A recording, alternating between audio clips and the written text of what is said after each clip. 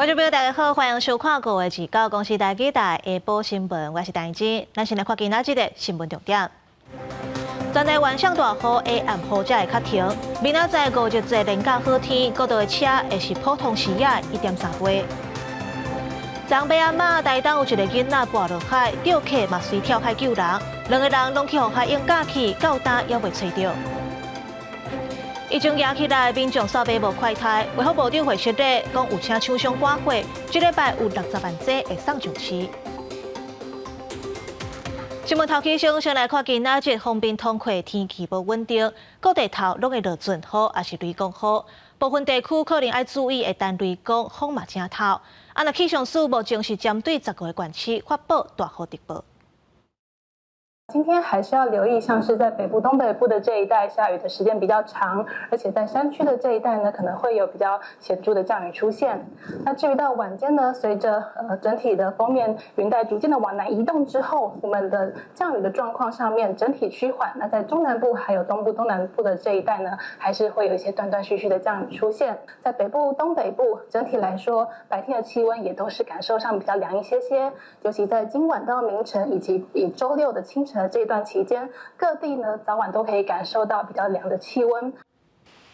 气象署表示，西半部可能会上大雨，地势较低所在要注意可能会积水，山区嘛要注意会水崩山、落石头、溪水岔流，若无必要，就尽量莫去山区。下暗方面，就会刷起巴士海峡，北部甲东北部地区雨就会较停啊。这阵黄霜雨的方面，结果是真十八，所以全台湾拢会上大雨。不过明仔载5日节连假开始是好天，高局也提醒连假的头一天，各道的车上多是普通视野1.3倍。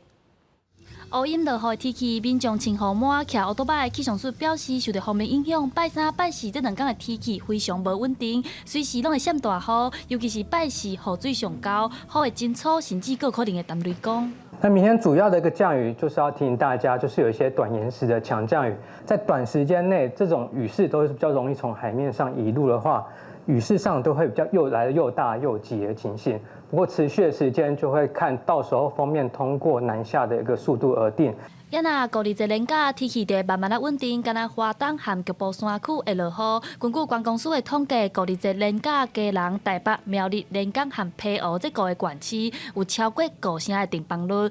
高公局也预估拜五各道车流量上大，差不多121万车公里，是平常时的1.3倍。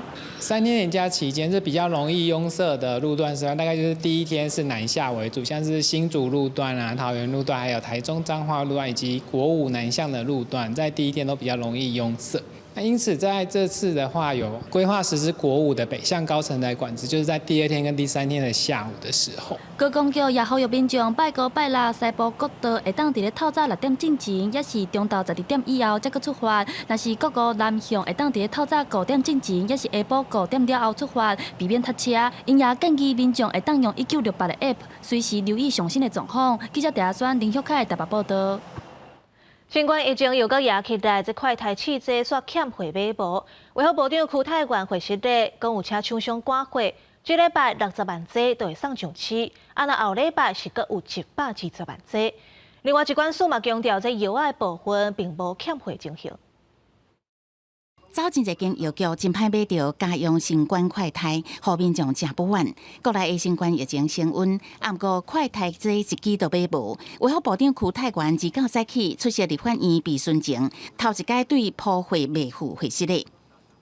抱歉，因为这个生产铺路的一个过程，所以差了1、2天，但是应该很快就全部都有的。因为个别的药局，他们过去有的就没有在卖嘛。那他也不一定会，这次也不一定会再订，所以如果请民众就可以到4大或3大超商以及连锁药局去买。邱泰源表示，已经请厂商日透暝伫赶工，预定这礼拜铺货会当有60万支，后礼拜的铺货量会有120万支，数量比预估病情人数加几落倍较济。目前已经铺3大超商，也会陆续伫第4大超商加连锁药局来铺货。全台湾社区药局单点的社区药局是占了近8成，连锁只有2成。可是当这个缺货的时候，快筛就先给财团去贩售。很多基层社区药局是非常的不满。那政府的防疫，互人质疑慢一步，也有社区药局真不满，讲快筛的铺货通路，敢若锁定伫超商甲连锁药局。若是新冠药物的部分，嘛传出居然欠药啊，啊，不过疾管署是赶紧赔回。目前药品的库存、配置甲效期拢真充足，无问题。公视新闻采访报道。中国国台办放调要通缉台湾海客迫害中国配偶的人，佮有歹毒拍手这3种人，佮讲要支持去中国发展的台湾艺人做因的靠山。另外，网称馆长陈之汉讲要去中国做和平大使。陆委会表示，一般的台湾人去中国唔免政府核准，所以干那会当甲祝福。陆委会伫最近查出可能甲中共嘅党政军合作，发文政治表态台湾艺人。包括欧阳娜娜、黄安等人，中国国台办煞借机会声援，话讲17亿人是恁永远的靠山。陆委会主委柯水晴听了是笑笑。在特定时刻转发相同的图贴或是共同的言论我们不太相信这是自发行为。我想你们相信吗？真的是把我们在中国大陆发展的台湾艺人视为一家人的话，那就不应该在特定时刻要求他们政治表态。网红馆长陈之汉讲将会去中国做和平大使。柯水晴讲，因为伊是一般个人，无需要政府许可，也只个人祝福伊，并且提醒爱注意社会观感。对于国台办立委讲要严听通缉3种人，包括台湾海客、迫害陆配人，一个歹毒的打手。陆委会认为这只是激起台湾社会反感。这种恫吓的言辞对两岸关系的良性互动，绝对一点帮忙都没有。针对这份大陆配偶的武统言论，加反制中共对台渗透，立委也提案审查量化条例修正草案，希望明定言论自由加危害国家安全的界线。如果台湾人在台湾自发性的发表支持统一的言论，这有处罚吗？这应该是属于言论自由的范畴，所以这没有处罚。好，那如果发表支持中国武力统一台湾或支持中国对台军演，这样有处罚吗？我们还是要了解它背后的动机。没错，主委，我以为你是国安局你是陆委会这个危害中华民国存在或变更自由民主宪政秩序的内容到底是什么呢？比如说，在消灭中华民国主权。好，光是发表这样的讲话就能够危害中华民国了吗？中华民国什么时候变得那么没有自信、那么脆弱呢？我们看一下，鼓吹武统台湾，鼓吹用武力的方式来侵略台湾，像这些嘴巴讲就可以啊。民进党立委也提出，国会议员赴中国立管修法和南北放散。柯水晴讲，去中国审查加两岸和平是两件代志，尊重国会自治，但是强调国会自治不应该超越国家安全。公视新闻采访报道。来看这桩中国间谍案，有一对细口的兄弟在咧网络看军人贷款的广告，招现今的军人收集国军的情报，或者是替中国发展组织。高庭法院台南分院甲这对兄弟判刑7年10个月，甲7年4个月。另外，红北收起的8个军人是判2年半到10年2个月。在网络刊登军人借贷广告或找当铺业者合作，吸收贿赂蔡姓男子等8位，涵盖各军种之军人交付军人身份证、饷条及在军营偷拍或夹带军事机密等犯行明确。本院被告徐某某等15人违反国家安全法第7条之为大陆地区发展组织罪，分有既遂未遂及蔡某某等8位军人各犯公务员违背职务之行为收受贿赂罪，均自白不讳，并有各相关事证可佐。台南高分检调查，这对姓寇的兄弟在咧2021年9月连续去中国真济届，因熟悉开搅场，而且开公司暗号，收集台湾情报的两个甲伪个。姓寇的兄弟吸收一个军人，上济会当领3万不等。因伫台湾发展组织吸收军人试探机密，兄弟拢总趁397万。另外，红北小区的8个军人的身份是包括陆海空甲海巡署拢有。这检察院是又搁逼出坐公务车处理私人代志的证据。这个是新北市议员林国春亚康监委林旭阳，若像利用公务车去机场接送亲人，今仔下晡伊会去北检甲告发。若林旭阳本人目前是无发表回应。检察院公务车的代志，阁引起争议。伫咧检察院秘书长李准义涉嫌滥用公务车接送伊的高级做美容，检察委员苏立琼坐公务车去看气候医生。新北市议员林国春搁在接着人讲，检察委员林旭阳敢若是用公务车，伫非公务时间也有非公务用途接送伊的亲友来回机场。类似的情况，监委等于是一个共犯结构。我希望他自己说明白。因为他对别人是很高道德、高标准的去检验别人，我希望他也除了知情啦，这个我会去告发他。林国春质疑，检察委员应该有更加悬的道德标准。这种行为若发生伫咧地方的公务人员身躯顶，早就已经记过听取或者是以上法办。也希望林旭阳会当讲清楚、说明白。咱实际打电话给监委林旭阳，到目前出国进前时也无接到伊的回应。你的电话已转接到语音信箱，你尝试联络的对象目前无法接听。检察院公务车使用的代志引起社会观感无好。南洋立委吴宗宪后礼拜一将会伫咧立法院司改委员会排定防制公务员渎职专案报告。第一个邀请列席的名单就是检察院秘书长。目标就是李准义，另外立委吴思瑶是认为应该检讨的就要检讨，该检讨就检讨。监察院也应当拿出一个更好的改革的方案，提供给国人，杜绝这种负面观感的这些做法。怀疑为什么会有照片的同时，还不如想想监察院的这些监察委员们为什么要做出违法乱纪的事情。张书讲是补贴，伫咧监委后边协是有系统性的组织运作这款团员，并且讲。检察院应该全面剔查听取，向社会道歉。检察院也已经做回应，讲6月初2开始停止以个人的身份使用公务车，会立即启动调查，查清楚事实的真相。公司新闻采访报道。台东太麻里溪出海口，昨尾仔晚有一个5岁囡仔跌落海，拄好去互钓客看到，遂跳海救人。想袂到这2个人拢去互海用架去啊！海巡队和消防队找规暝，到达拢还袂找到人。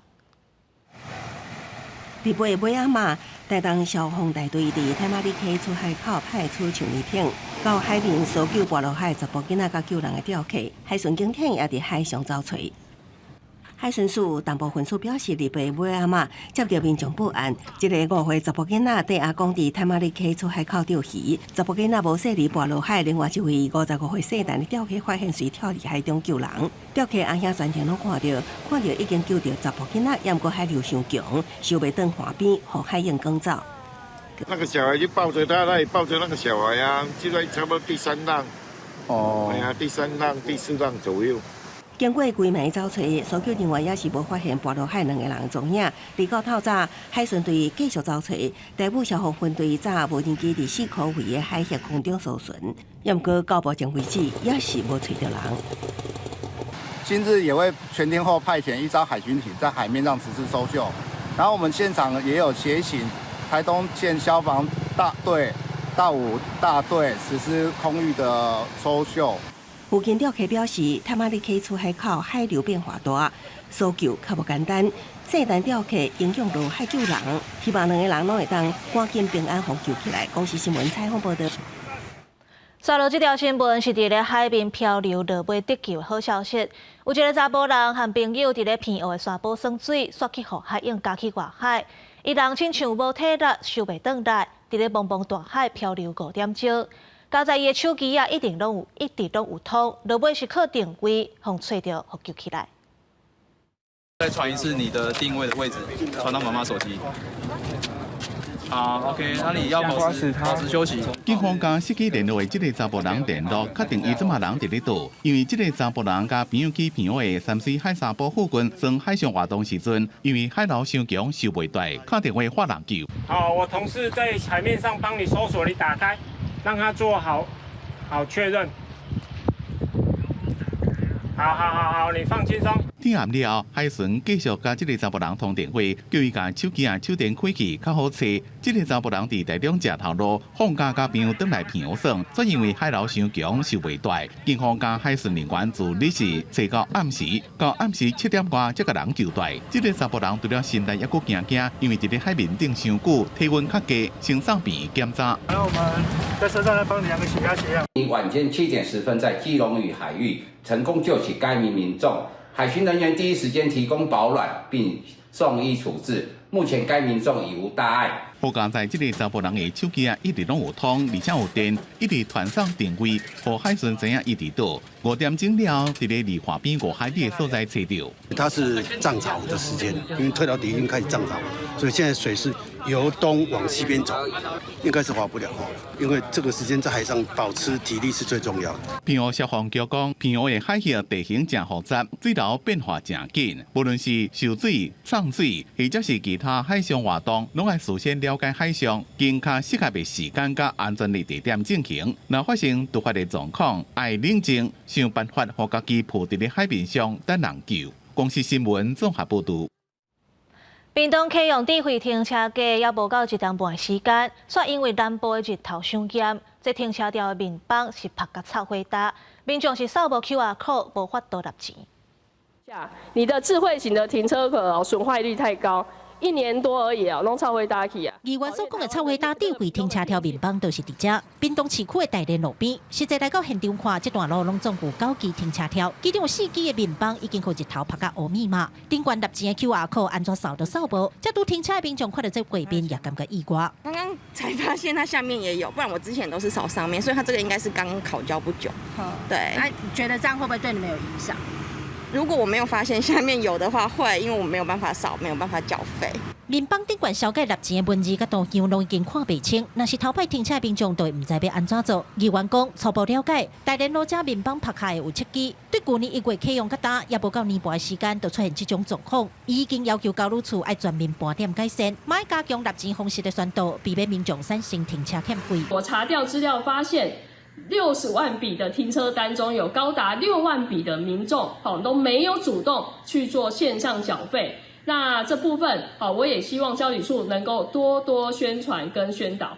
全部的一个智慧停车柱呢，我们也请他做统一的一个巡检，如果有发现类似的情形，请他们也在第一时间要去做一个清洁以及维护。屏东智慧型停车条，才实施1年5个月，拢总启用411架柜，设伫屏东市东港镇。交路处强调，已经先要求厂商1个月内甲411支的停车条完成巡检规划，后续会甲厂商来讨论，找找适合南部日头耐高温的面板材质。记者柯家族、柯昭阳，屏东场报道。总统热强调，今仔日去基隆海巡署第2巡防区指挥部勉励官兵。另外，中国海警船侵扰咱的金门甲东沙海域，佮超工甲 AIS 系统禁掉，互人无法度追踪。海委会表示，这是中国新出头，咱海巡拢有咧应用。中共升官台海紧张情势，总统赖清德伫5日之前移到来基隆，勉励海巡署第2巡防区指挥部，肯定海巡人员的辛劳。中共即阵啊加强扰台，海警船修炼线伫金门海峡甲东沙海峡出现。你未经许可进入我方水域，你的行为已影响我国海域秩序及安全，请立即转向，尽速离开我方水域。否则，我船将依法采取必要行动。海巡船舰伫台海前线加强执法，专停并行监控海警船，并广播要求离开。无外都是中共伫测试咱方的应变能力。值得注意的是，中共海警船侵扰金门东沙海峡，故意关 AIS 自动识别系统。海委会主委关佩玲研判，这是新的形态。目前这是个新的形态吗？从上一次的军演以来，我们发现是计划性的在做这个动作。海巡署第2巡防区守备范围真宽，为富贵港到三条港有133公里。虽然有换伫雷达系统协助侦搜，不过可能原来有无受到的压角，所以海巡有建置20多台机动雷达车来弥补。透过雷达侦搜，结合红外线热显像仪，掌握海上的各样。赖总统嘛亲身指导机动的雷达车，只是爱加强科技的实力。我们知道现有的雷达、监视器等科技工具，必然有它的死角，特别是红外线热显像系统的建制工作，也要导入人工智慧。 来做最后判读的工作。针对将金马评分数牵制中心主任曾宗辉更就强调案，罗总统提醒海巡人员爱提高警觉，莫受到威胁诱拐，同时嘛爱加强关键基础设施的治安维护。公司新闻采访报道。 美国的贸易法院裁定，川普关税政策违法，袂使施行，这就随带动美金指数反弹，代表换美金就落落来啊，盘中达到30块。按台湾的科技产业普遍拢是认为，这代表汇率和关税政策是下半年影响电子业的两大变数。 新台币兑换美金的汇率，为这礼拜一突破30块了后，拢伫20外块。拜四开盘价是29.96块，65分。不过盘中起落的细面也持续，卖扩大到将近61角，上价是60.005块。 台币的短线升多的一些稍微拉回，主要原因还是因为早上美股表现不错，再加上川普的贸易政策可能有生变，所以呢，让美元指数有一波反弹，带动了国际美元在走反弹的路。那这个趋势会延续多久还不一定。外汇专家指出，这阵啊爱注意的是，新台币会伫区间起落整理的细面，短期间内可能会伫29.8块至30.3块中间。不过最近台币升值的幅度伤紧，国内一寡科技大厂，亲像是华硕董事长施宗棠、友达董事长偏向龙，都针对台币升值加关税提出看法，认为电子业会全面受影响，势必会有更加难以预料的负面影响，尤其是在获利能力的方面，只要是有关税，就一定会造成成本的上升，最终还是会转嫁给终端的消费者。若是股市部分，因为有回答财报的好消息，国家美国法院封杀川普的关税，台股是开悬走悬。不过盘中起价细面有较黏，伫100点起落。宽达股台积电盘中上悬，捌来到986块，起19块。公司新闻采访报道。核安会核化核药厂核燃料存放设施的运转执照，在台电刷落来会使照规划来完全停止核能。不过环保团体却认为，若发生地动，这存放设施会倒去，害辐射流出来，所以是欠检方告发公共危险罪。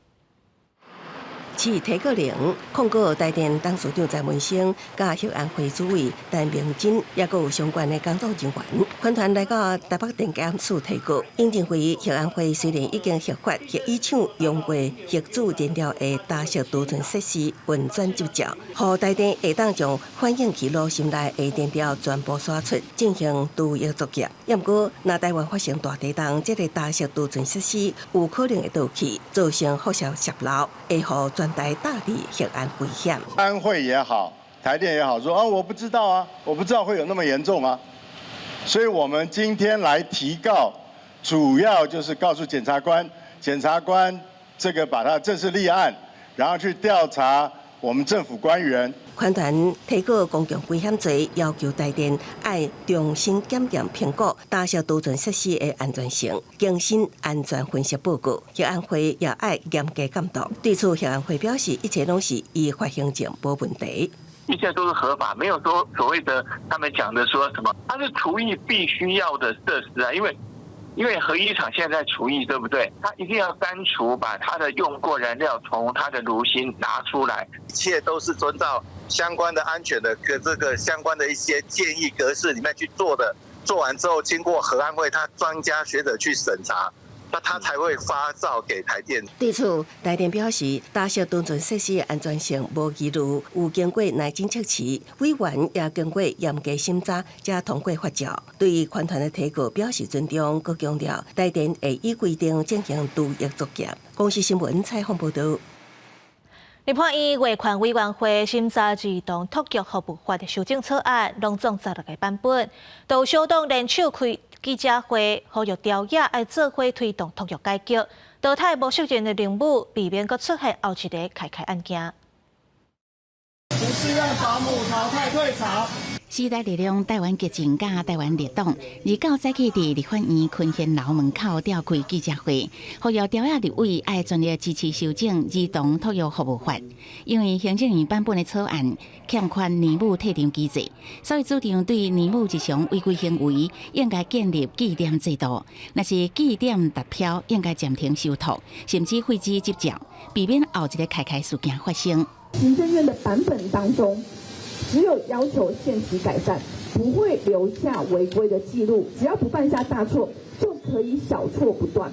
我们当然同意建立保姆的违规记点制，但是我们希望网络登载确实让不适任的保姆有迹可循，也有退场机制。另外，在野党嘛指出，儿童托育专法应该明定所有的托育机构必须装监视录影设备，各甲影像团起的主管机关所指定的分段平台，保存至少30天，通避免无卫面这种伤寒的情况发生。而且嘛，应该推上年母评鉴制度，让家长会当掌握年母的照顾品质。怎么样去把这些所谓要祭典的事由，那在法律里面能够相关的明文化？那这边可能在后面在立法的过程中是需要做一些讨论的。立法院卫权委员会29审查儿童托育服务法修正草案，因为行政院版本、国家朝野立委所提出的版本拢总16案。卫福部强调，各界意见拢会纳入修法的参考，期待台湾托育环境更加完善，让更加侪家庭甲儿童得到好处。公视新闻采访报道。人口老化欠工的问题真严重，因为婚林是农业的大关，有的农民无搭外，只好请移工来斗做事。不过劳动部规定，若请非法移工，按人头算，一个人会罚15万，请几个都会罚农民几倍。因为这罚金恐惊会到几20万，所以婚林管会是改做一案固定罚15万。不过同款爱提起雇主，也要照规定申请，唔通违法。若要甲对产林采收的葱仔提起菜市仔卖，拢需要经过人工一支整理，因为这个工课机器也无法度取代。人工无见甲星期日我转这，这嘛爱念了，经无葱仔你看。毋若经葱仔的工课，也有这区菜豆园也需要农民整理才有好收成。也毋过婚林以农业为主，真侪产业的工课，因为人口老化等因素，长年以来面对欠工。另外，阁有袂少传统产业嘛有同款的问题。去年因为无依法申请，请非法移工，婚林县府就开出173张罚单，查扣超过100名非法移工。依照就业服务法的部分，如果容留非经核可的一个外国人工作的部分的话，那这边最低罚是15万到75万。那目前本县的部分是以人力缺乏的部分，那是以件数来去认定它，那最少就是罚15万以上。罗清楚表示，以劳动部规定，头家请非法的移工，每一个人会当罚头家15万。移工的部分爱甲遣送回国，而且罚3万块。也毋过农地一届拢会请4、5个人，罚金恐惊会到数十万。所以婚林县府以案件的数量为基准，每一案上计罚15万。呼吁业者应该爱依规定来申请，避免违法。公视新闻综合报道。若是农业，这女管业嘛当咧欠工。根据关公署的统计，房屋的清洁人员上欠卡手。行政院长邓英泰捌讲要引进移工，不过有劳工团体煞反对，讲薪水上少才是欠工上根本的原因。若个开放移工，颠倒会冲击台湾劳工。旅宿业这几年拢在发欠工，尤其房屋清洁人员上介欠。行政院长邓英泰23有表示，为着要解决产业的人力需求，打算要引进移工来投入发展国家建设，也有观光业。事实上，去年8月，劳动部都有开放旅宿业者会当聘用交外生和外籍的实习学生。不过，旅宿业工会表示，真侪学生有的毕业就离开台湾，因认为若是有要开放移工入来，希望会当是长期稳定的人力。因为即摆少年人袂爱来做这种服务的工课，有些公共旅馆有请迄个侨外生跟外籍生、外籍的实习生来到沙港。按过这唔是长久之计啦，因为因来嘛是一年1档、2档，就爱个转去啊。我希望的是会当较永久的、长久的，这个人力来台湾到沙港。针对政府打算要开放移工来解决旅宿业欠工的问题，有劳工团体强烈抗议，认为无应该批评台湾少年家食好做勤苦。劳团指出，服务业的人数占台湾劳工约60%，薪水普遍拢上低，这才是造成欠工上根本的问题。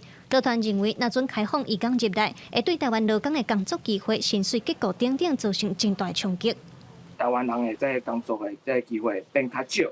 第二个部分嘛是烦恼讲，这移工你来台湾以后吼，这服务业的薪水无悬，时间搁足长的，这个部分移工的这个人权嘛会受到足大的挑战。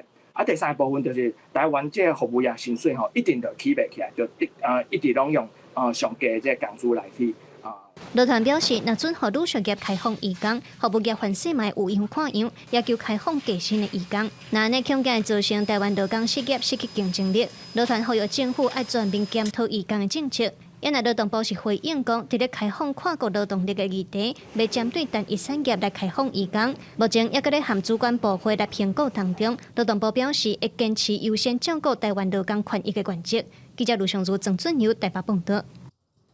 再来关心国际新闻，美国总统 Trump 甲马斯克本地是马吉，即阵煞因为政策立场无共拍歹关系。马斯克反对 Trump 大规模减税，讲会害政府的债务增加，所以伊决定要辞职，袂阁做 Trump 政府的顾问。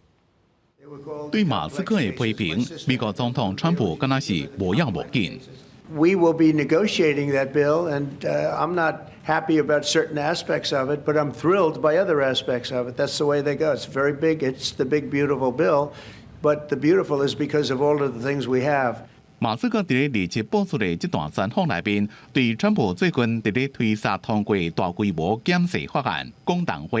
伊讲大公司的减税法案破坏政府专业的努力，对此伊感到真失望，并且讲。这项法案用个大也会当水，也毋过无确定是毋是当又个大又个水。So we're going to see what happens. It's got a way to go. 减税法案最近伫咧国会众议院215比214票通过了，接落来将会送去参议院审议。这项法案予一般的家庭每年会当省$2900的税款，不过未来10年国家的税务将会增加2.4条到3.3条美金，把至少关2亿5千万美金支持川普参选的马斯克。4月底就讲5月会开始慢慢退出政府效率部的工作。也会减少政治捐款，因为做的已经有够多啊。这段电视专访的批评也看会出两个人的关系是愈行愈远。公司新闻黄文玲编辑。川普政策拢大家真硬，伊即阵佫讲哈佛大学内底国际学生占31%是在上济，应该爱减到15%，来保障美国本土学生的入学机会。另外，川普政府嘛加强审查国际学生，这国务卿甚至直接点名，尤其是中国大学生。哈佛大学学生2次伫咧学校内面举行抗议活动，支持国际学生，希望学校虽然有联邦政府的压力，也是当坚定立场。美国总统川普2月被问到这件代志时阵，搁再批评哈佛应该设置外籍学生比例上限。I think they should have a cap of maybe around 15%, not 31%. We have people want to go to Harvard and other schools. They can't get in because we have foreign students there. But I want to make sure that the foreign students are people that can love our country.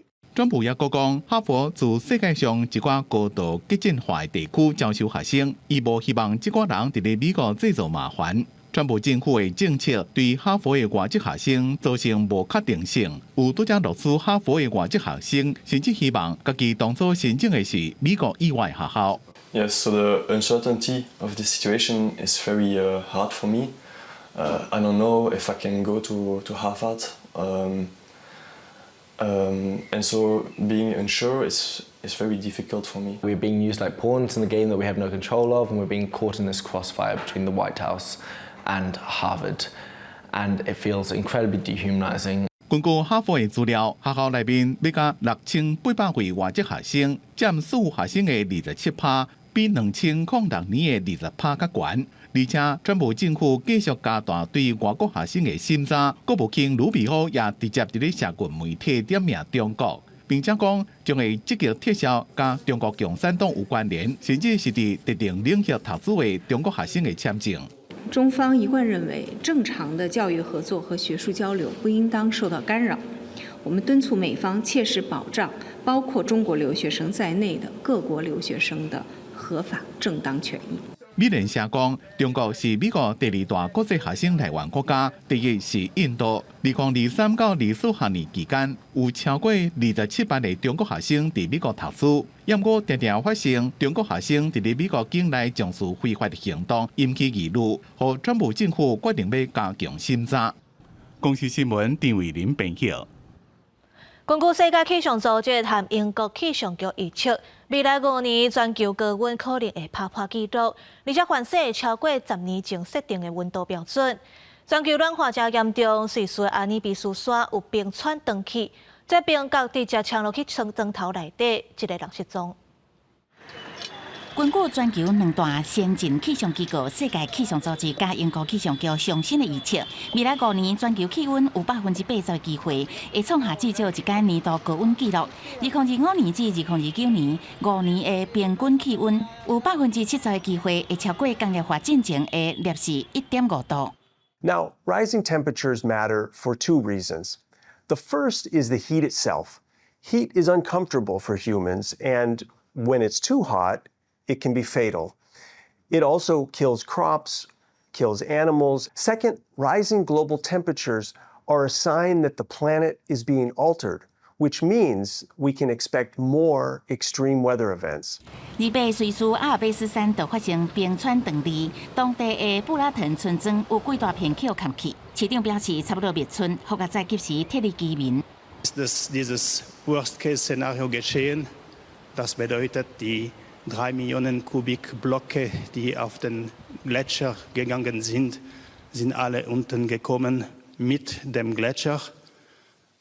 Das ist sehr, sehr selten. 全球未来几年会有更加破纪录的煦热高温，地球会走向更加地面、更加恶热、更加无爽快的极端气候。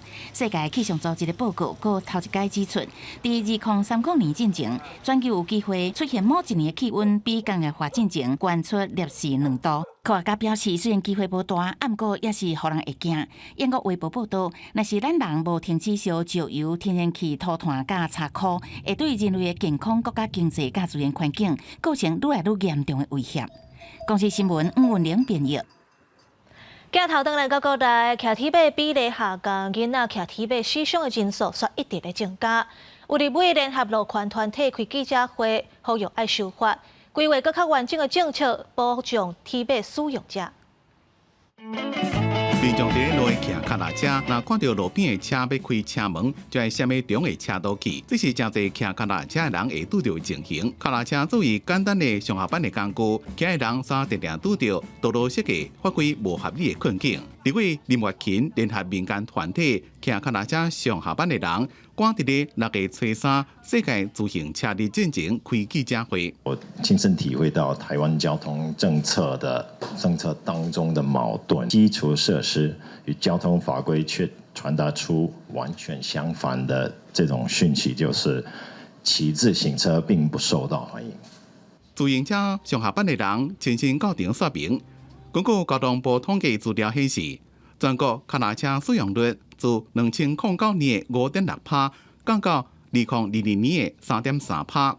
不过，7岁到17岁儿童少年骑脚踏车造成意外伤亡人数，则自2020年的3946人，成长到5644人，加4成。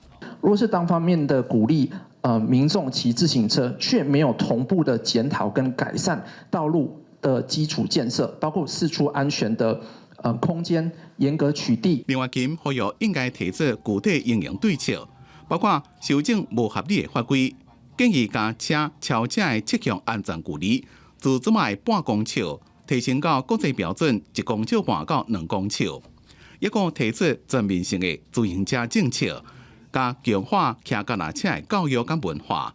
伫各中小加强教育，从观光的角度先出发来做鼓励自行车骑乘，这是我们也是一直在推行的方向哦。那其实，在自行车的实体建设上，我们跟内政部一直有在合作。另外，针对着脚踏车道的围设，国土署也讲，拓宽人行道困难度较悬，也较容易有民众反对。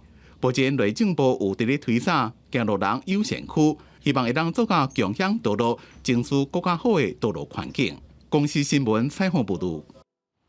高雄的小港机场有规定，讲干那排班的计程车会当入去载客，这就引起多元计程车司机抗议。本地5月要召开的公听会嘛，延到6月啊。昨下晡到上百位司机塞车驶机场，表达抗议。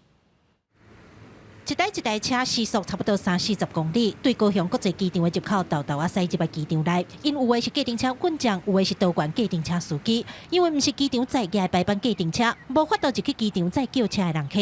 因向政府表达诉求，无得到满期的答复。公听会嘛延到6月才开。运将讲，为着生活，因只好过来驶机场抗议。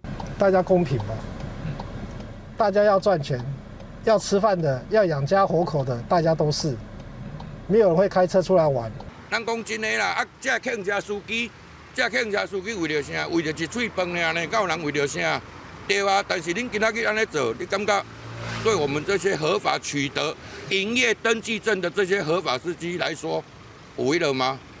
有公平无？市场抗议的计程车大约上百台，小港分局是派出警员专程监控。参加运将台南高雄屏东6区，不过屏东市计程车工会表示，这摆行动是运将自发性动员的，无人发起。工会除了呼吁大家爱理性以外，也望政府会当赶紧提出实际作为。那主管机关这边给我讯息，就是说有关本来推的法令是觉得说要全部机场一视同仁、一视通用啦，但是好像考量到桃园机场那边的反弹会比较大，所以说。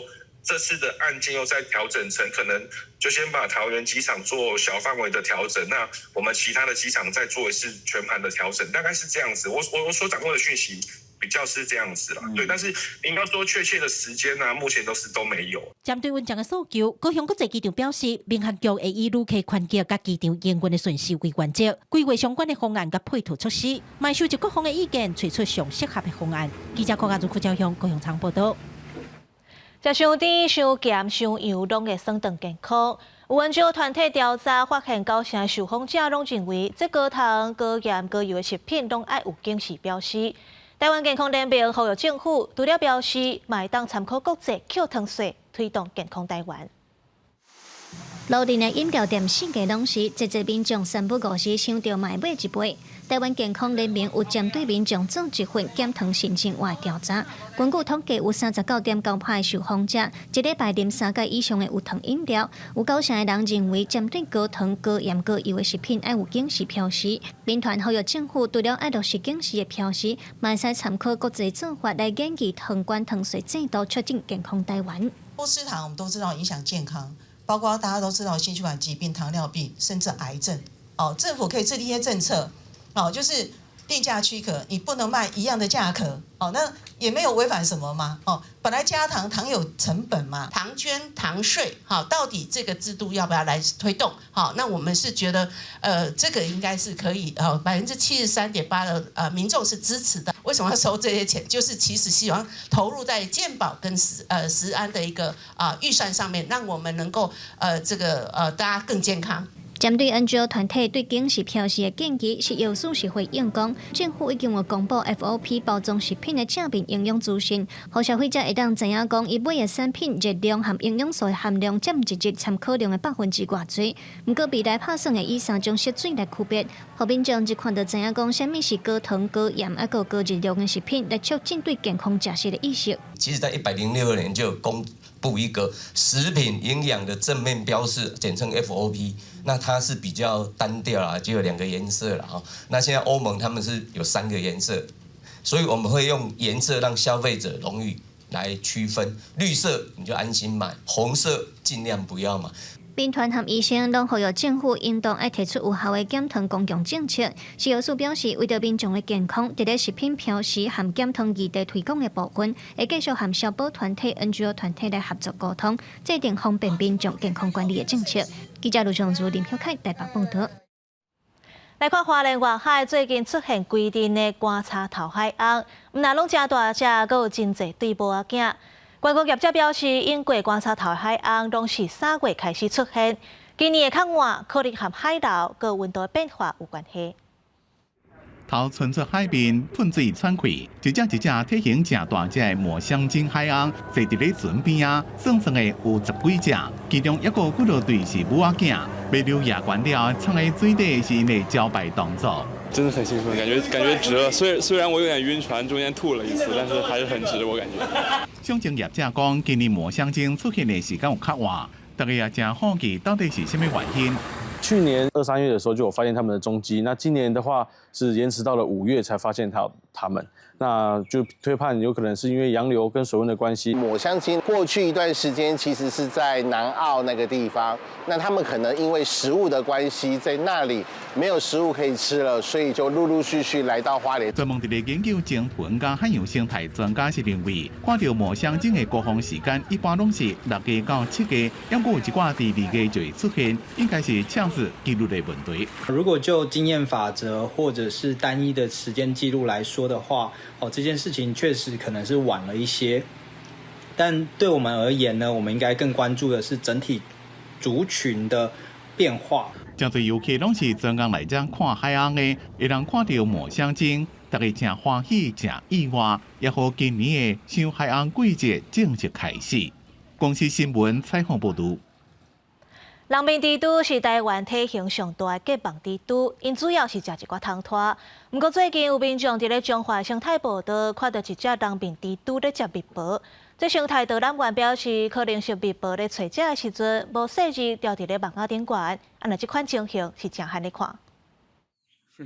画面中会当看到人面蜘蛛正咧食物件，但是说咧食一只体型甲差不多大的东亚蜜蜂。彰化市石牌区生态步道自然环境丰富，本来就有人面蜘蛛的影子，但是导览员表示，若要看到人面蜘蛛食蜜蜂，是真难得的机会。透早起来的时候去看到这个结网的所在呢，顶悬有一丸，一丸的时候哪会遮大丸？结果发觉是这只蜜蜂啦，因为这款物件有当时你讲要看到的机会实在足难得的啦。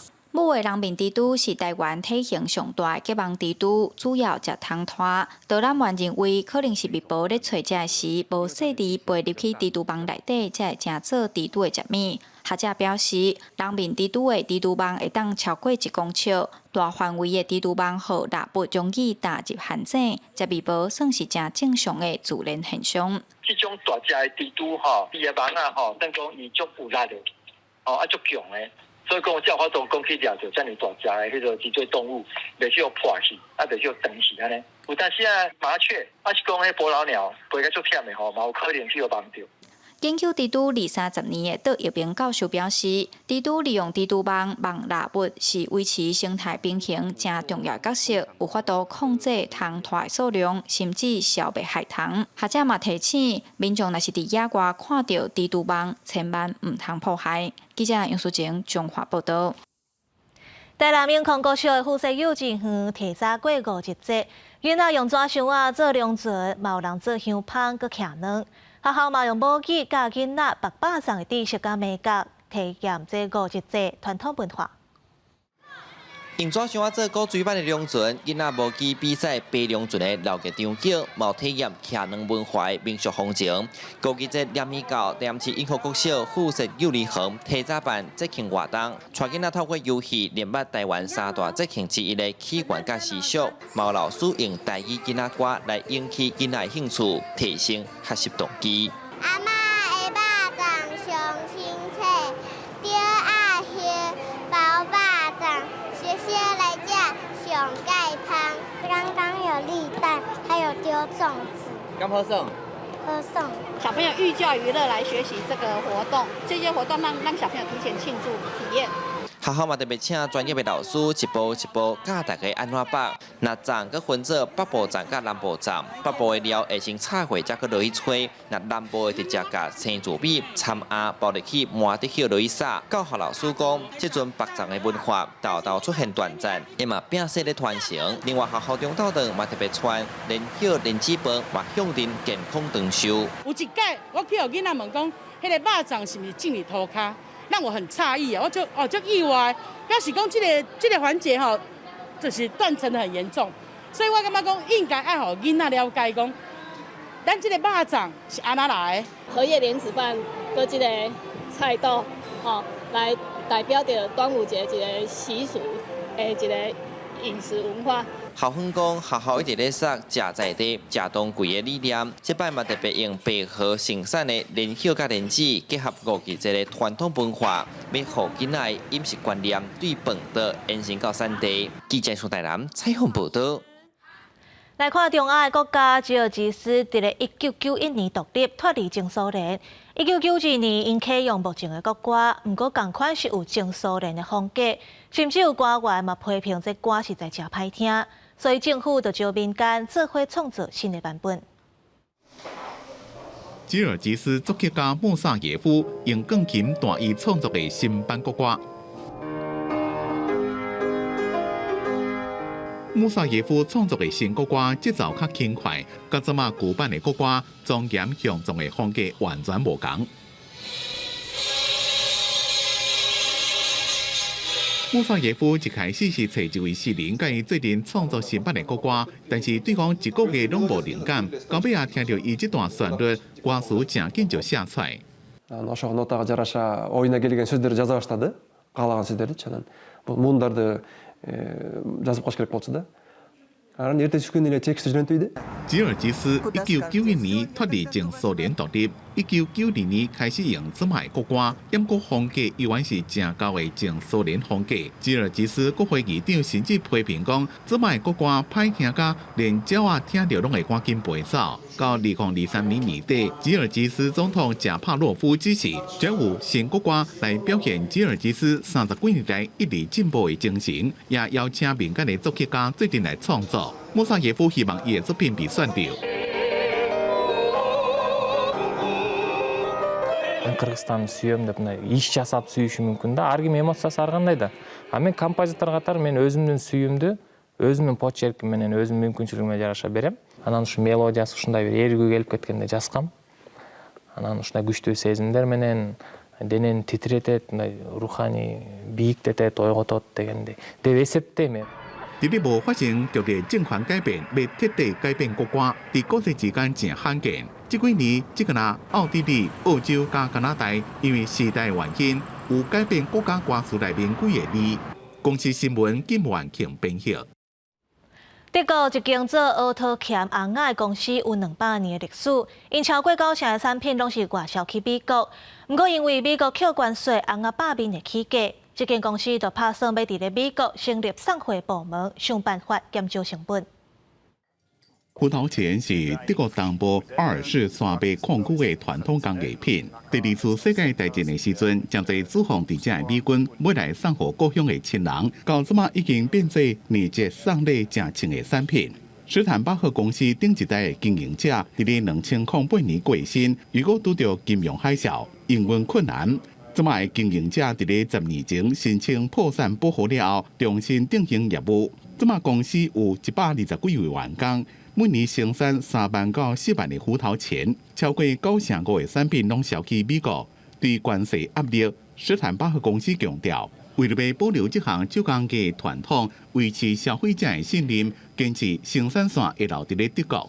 另外，也传好物流对策，透过优化供应链，减少关税对产品计价影响。因果若是挡袂掉，也是有可能裁员。Wir überlegen tatsächlich, ob wir einen Logistikstandort in den USA aufbauen, dementsprechend auch Leute beschäftigen vor Ort, um Ware in die USA zu schiffen, vorher zu verzollen und den Kunden, die ja vor allem unsere US-amerikanischen Firmen sind, die Ware dann aus den USA heraus anzubieten, sodass diese nicht mehr mit den Zöllen umgehen müssen. 伫咧德国东部的马里亚堡阿尔士山区的手工艺，也伫3家和德国的高科文组织委员会认证正做非物质文化遗产的优良示范。所以一件胡桃钳有正大的历史能量，是正珍贵的文化财产。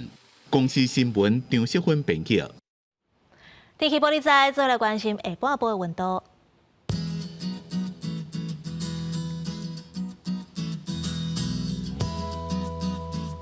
北部地区21度到23度，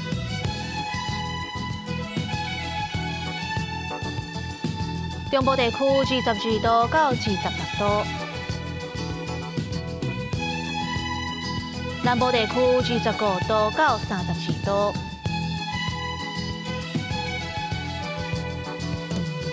东部地区22度到30度，外岛地区21度到27度。还有未来3天的天气。